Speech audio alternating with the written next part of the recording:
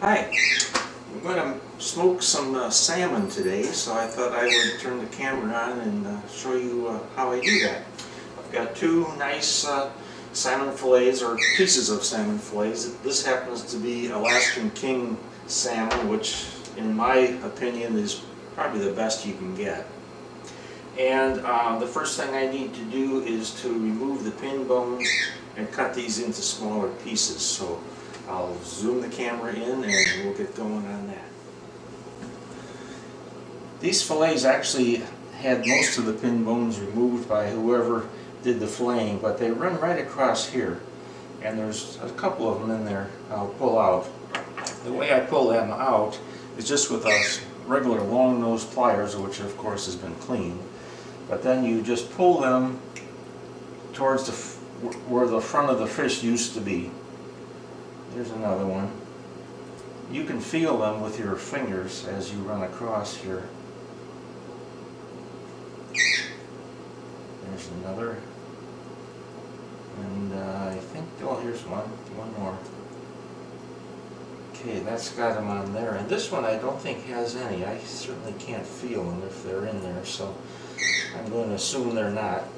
It doesn't hurt anything to leave them in there, but it just makes a little nicer presentation, and when you cut the pieces up and folks go to eat it, they're not crunching down on a bone.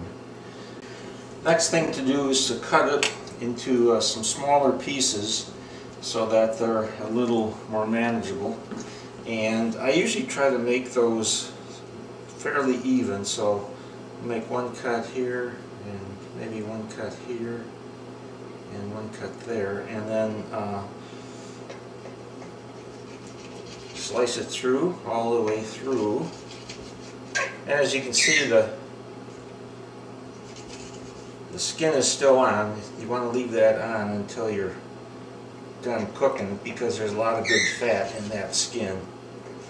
So we've got six nice pieces, and the next step will be to mix up our marinade, and I'll get the ingredients ready and get started on that next too. Okay, I'm all set up for my marinade, and I'll give you the ingredients and the quantities as I put them in. To start off with, there's 4.5 cups of water. It's already in the container, and you generally want to use a plastic or a glass container if you have that available. And then add to that, I'm going to put in 4 tablespoons of kosher salt, and then 1.5 tablespoons of dark brown sugar, and then 1 teaspoon of granulated garlic. I was going to say tablespoon, but it's a teaspoon. And then 1 tablespoon of Old Bay seasoning. I love Old Bay seasoning. It makes everything taste better. And then 1 teaspoon of coarse ground black pepper. And then 1.5 tablespoons of honey. I didn't put this in a jar because it's awfully hard to get out again.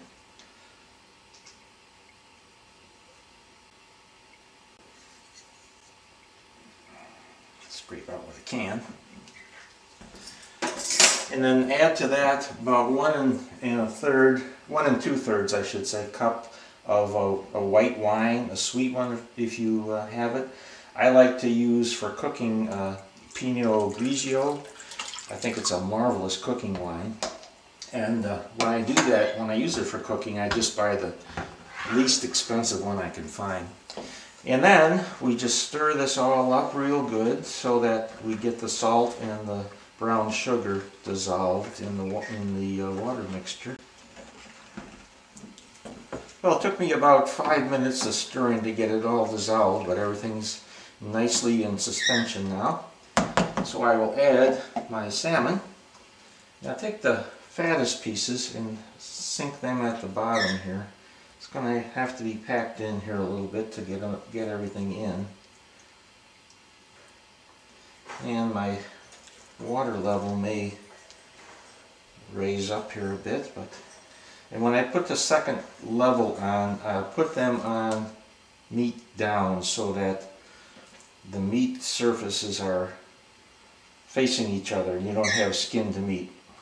And periodically I'll take and I'll stir this up a little bit, but I'm going to put a top on that, and it's going to go into the refrigerator now, and it's going to marinate in there for probably, the goal is 24 hours. And then just pop the top on this Tupperware.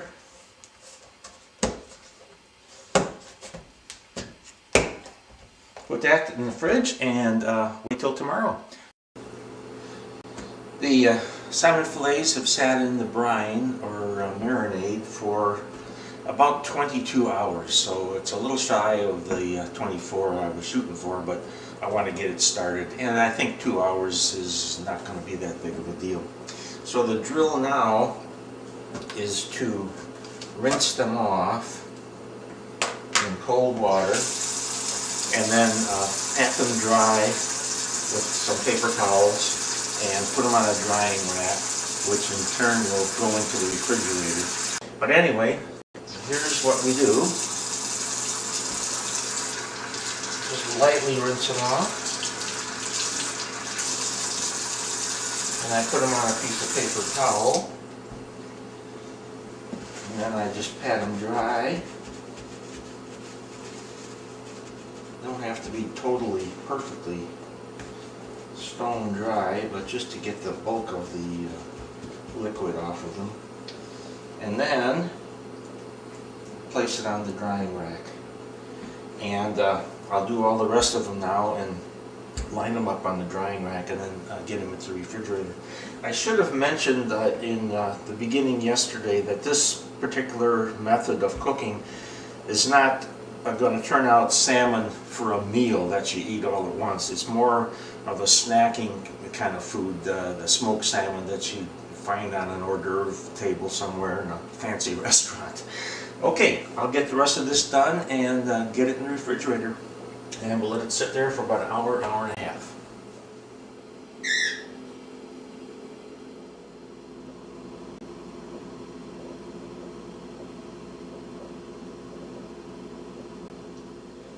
They sat in the refrigerator for about an hour and a half. As you can see, it's developed kind of a shiny surface, and there's a name for that and I can never remember what it is. It starts with a P.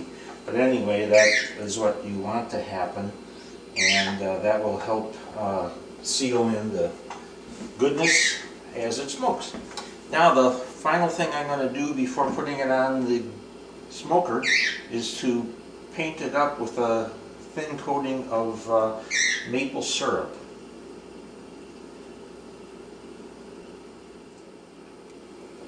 Okay, that should do it. And you'll notice I have it set up on a disposable aluminum foil drip pan. That's to catch the dribbles from the maple syrup, but that's also going to go into the smoker just like it is and catch the whatever drips off into the smoker. Just makes it a little easier to clean up. Okay, I'm going to take it out and get it going. Okay, it's all loaded in. As you can see from my last video, I built this little wooden stand to raise the smoker up. It's getting kind of cumbersome kneeling down to use it all the time. They built it out of cedar. Actually, these are fence boards, and it was really cheap. I got maybe $40 in the whole thing. I had even enough left over to make this little serving table here too. And let me zoom in and show you the setup inside there. It's pretty much exactly as it was inside, only I just transferred it into the smoker, and it's ready to start up. So we'll close up the door. In the wood box I have about 4 ounces of alderwood chips, and that's Pacific Northwest alder. It's from local trees here, so I know it's pure and good. And we'll turn it up. We're going to smoke it at about 170 degrees. Try to maintain that as close as we can. These units tend to fluctuate a little bit in their temperature, but I'll try to maintain it at about 170. And it's going to smoke for about 5 to 5.5 hours.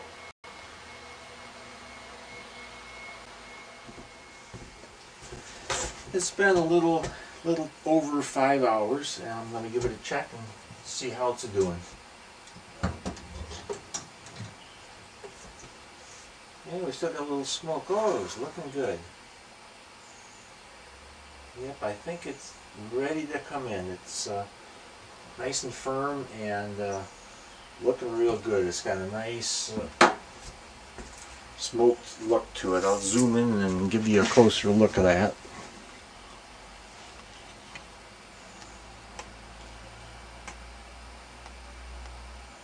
But it's looking real good, so I'm going to turn it off and bring it in the house. Just to wrap up, it's done, and it's got a beautiful color to it. It came out very nice. Some of that is helped by the maple syrup. To finish it off now, what I'll do is I'll let it cool here, and then I will put it back in that Tupperware container that I used to marinate it, and I'll put that back in the refrigerator overnight. And then tomorrow I'll strip off the skin. It comes off real easy. Just grab a corner and pulls right off. And then I'll vacuum pack them in individual packs, and you can freeze it. Some of this is going to be given away, and I'm going to eat some of it, so probably won't freeze any. I'll probably eat it up before I could freeze it and thaw it out. But that's the end of it, and it sure is tasty. I'm glad that you watched through this whole thing, and I hope you enjoyed it. And thanks for watching. I'll see you next time.